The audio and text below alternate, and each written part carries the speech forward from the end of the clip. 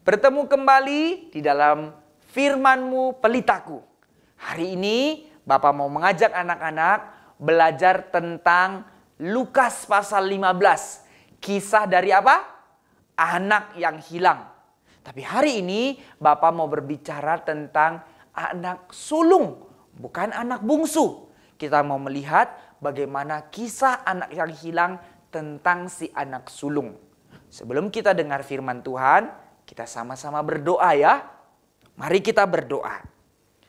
Bapa di sorga, kami bersyukur karena Tuhan terus memelihara kami, memberikan kami anugerah dan memberikan kami anugerah yang begitu besar, yaitu firman Tuhan. Karena itu kami mau sungguh-sungguh dengar firman-Mu. Kiranya Tuhan berbelas kasih memberkati kami supaya kami ngerti dan supaya kami menjadi anak-anak yang menghidupi firman. Dalam nama Tuhan Yesus kami berdoa. Amin. Anak-anak sekalian, di dalam kisah tentang anak yang hilang, ketika si bungsu telah pulang dan bapaknya menerimanya kembali, bukan karena pertobatan si anak bungsu, tapi karena kasih bapaknya menarik dia kembali, memberikan dia jubah, menerima dia menjadi anak. Anak yang tadi sudah hilang habiskan harta, menganggap bapaknya sudah mati, tidak mau bersekutu dengan bapaknya, menjadi anak yang sangat jahat. Sekarang diterima kembali di tengah-tengah rumah. Maka anak ini akhirnya sadar berapa besarnya kasih Tuhan. Berapa besarnya kasih Bapa yang telah menerima kembali dia di tengah-tengah keluarga. Nah, cerita selanjutnya ketika si anak ini sudah kembali, diberikan jubah, diberikan cincin, dinyatakan kemuliaan bahwa dia jadi kembali anak di tengah-tengah keluarga itu. Lalu si bapa mengatakan kepada seluruh karyawannya, "Mari potong seekor lembu yang tambun, lembu yang gemuk besar. Kita potong, kita adakan pesta di rumah. Karena yang hilang telah ditemukan, yang hilang telah dibawa pulang." Nah, anak-anak sekalian, waktu itu terjadi seluruh pegawainya yang begitu banyak. Kerja sibuk-sibuk, senang sekali karena si bungsu telah pulang. Lalu ketika itu terjadi, anak sulung pulang dari kerjaan. Waktu dia pulang, dia dengar, lihat rame-rame di rumahnya. Lalu seorang pegawai datang kepadanya. Dia tanya, "Apa yang terjadi?" Si pegawai bilang, "Oh Tuan, kita sekarang sedang bersukacita karena adikmu yang terhilang sudah kembali pulang." Mendengar hal ini, senangkah si sulung? Oh tidak, hatinya menjadi geram. Dia marah sekali. Apa yang terjadi? Dia tidak mau masuk ke dalam rumah. Dia tidak mau ikut ke dalam pesta. Dia duduk dengan hati geram sekali. Karena apa? Karena dia benci adiknya yang sudah minta harta. Dia melihat adiknya kembali pulang, berarti diterima kembali. Apakah kakaknya ini baik? Tidak. Kakaknya sama seperti adiknya. Di dalam pikirannya, kalau adiknya kembali, lalu diterima lagi jadi adik, berarti dia dapat harta lagi. Berarti bagianku jadi kurang. Oh, hatinya bukan sedih karena adiknya berdosa lalu pulang. Hatinya sedih karena adiknya pulang dapat harta lagi nanti. Jadi yang dipikirkannya bukan hati bapaknya. Yang dipikirkannya bukan melihat adiknya yang bertobat. Yang dipikirkannya apa? Ya, sama seperti adiknya dulu minta harta warisan lalu pergi. Si kakaknya pun sama. Dia hanya pikir harta. Maka dia geram sekali. Nanti uangnya kurang. Dia tidak pernah peduli dengan hati bapaknya. Dia tidak pernah dekat dengan bapaknya. Walaupun dia ada di rumah. Maka waktu itu terjadi, si bapak datang keluar. Panggil anak sulungnya. "Hai anakku, marilah ikut bersama-sama pesta."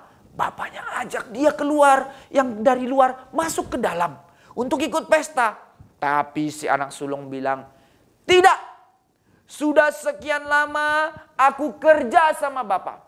Aku tidak pernah dikasih potong kambing. Sekarang anak yang kecil itu, yang jahat itu, pulang malah dipotong lembu yang sangat besar. Dengar kalimatnya. Sudah sekian lama aku kerja kepada bapak. Anak-anak sekalian, yang dipikirkannya selama ini kerja, harta. Yang dipikirkannya sekian lama tidak pernah pikir untuk dekat mencintai bapaknya. Kalau dia memang sungguh-sungguh cinta kepada bapaknya, maka dia akan senang melihat bapaknya yang bersuka cita ketika adiknya pulang. Inilah hati orang berdosa. Seolah dia dekat dengan bapaknya. Seolah dia jadi orang yang baik, kerja rajin, sungguh-sungguh. Tapi apa yang terjadi? Dia tidak pernah mengenal bapaknya. Dia hanya andalkan perbuatannya. Apa maksudnya? Nah, anak-anak sekalian dengar ya. Ini agak susah. Ada dua jenis orang berdosa. Semacam merasa diri tidak perlu Tuhan. Lalu mau ambil senang-senang. Tinggalkan Tuhan. Berfoya-foya bebas berbuat dosa. Maka dia binasa. Satu orang lagi seperti kakak yang sulung, seolah-olah jadi orang yang baik, mengandalkan perbuatannya. Sebenarnya sama, dia pikir dengan perbuatan baiknya nanti Tuhan senang, lalu dia bisa masuk sorga. Banyak orang begitu. Oh, saya rajin ke gereja melayani Tuhan, melakukan ini itu, supaya nanti Tuhan senang. Caranya salah, karena dia bukan melihat kepada Tuhan, tapi mengandalkan kepada apa? Diri sendiri. Maka yang berdosa melawan Tuhan menjadi orang yang terhilang. Yang rasa diri baik mengandalkan diri bukan mengandalkan Tuhan juga jadi yang hilang. Maka anak yang sulung ini justru jadi anak yang hilang. Dia tidak masuk ke rumah. Dia tidak masuk ke dalam pesta sukacita. Orang berdosa diselamatkan.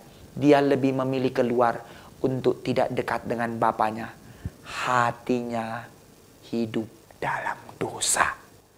Anak-anak sekalian, seharusnya si sulung ini bersuka cita ketika adiknya yang berdosa pulang.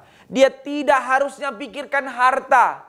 Oh, banyak orang bilang mau jadi anak Tuhan, tapi selalu pikir senangnya. Aku dapat uang berapa? Aku punya game apa? Aku punya mainan apa? Aku nanti dikasih mama papa apa?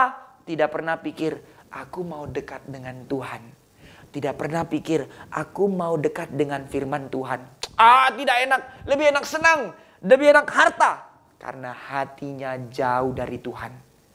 Anak-anak yang disebut anak-anak Tuhan adalah anak-anak yang justru mau dekat dengan Tuhan. Karena cinta kasih Tuhan menjadikan kita anak-anak yang diberkati Tuhan. Bukan hanya soal harta, tapi justru menjadi anak-anak yang mendekat kepada Tuhan. Si sulung tidak suka adiknya karena dia rasa hartanya akan jadi kurang. Dia tolak. Sebenarnya dia bukan hanya tolak si bungsu, tapi si sulung kakaknya menolak bapaknya. Dia hanya pikir harta, kebaikannya, dia andalkan dirinya, kesombongannya. Orang yang seperti ini justru adalah orang yang sedang menghina Tuhan. Anak-anak sekalian, kita anak-anak Tuhan tidak dipanggil jadi orang yang sombong, merasa diri hebat karena kita bisa lakukan banyak hal. Tidak, justru waktu kita dipakai Tuhan, bersukacitalah. Itu bukan karena hebatnya kita. Waktu kita ada di rumah Tuhan, waktu kita jadi anak-anaknya Tuhan, harusnya kita menjadi anak-anak yang tunduk kepada Tuhan, mencintai Tuhan, dan menjadi orang-orang yang bersukacita. Waktu banyak orang berdosa dipanggil pulang, masuk ke dalam gereja Tuhan. Waktu teman-temanmu yang nakal bertobat, kamu harus bersukacita karena dia kembali pulang bersama-sama dengan kita menjadi anak-anak yang dicintai Tuhan. Kita tidak seperti anak yang bungsu yang hidup dalam dosa. Kita juga tidak boleh seperti anak yang sulung yang mengandalkan perbuatan rasa diri hebat. Tapi kita jadi anak-anak Tuhan yang mau tunduk di hadapan Tuhan, mau cinta Tuhan. Tuhan memberkati anak-anak sekalian, Tuhan pimpin anak-anak, juga Tuhan memimpin Bapak. Kita sama-sama dipimpin jadi anak-anak yang hidup untuk melayani Tuhan, mencintai Tuhan. Tuhan memberkati.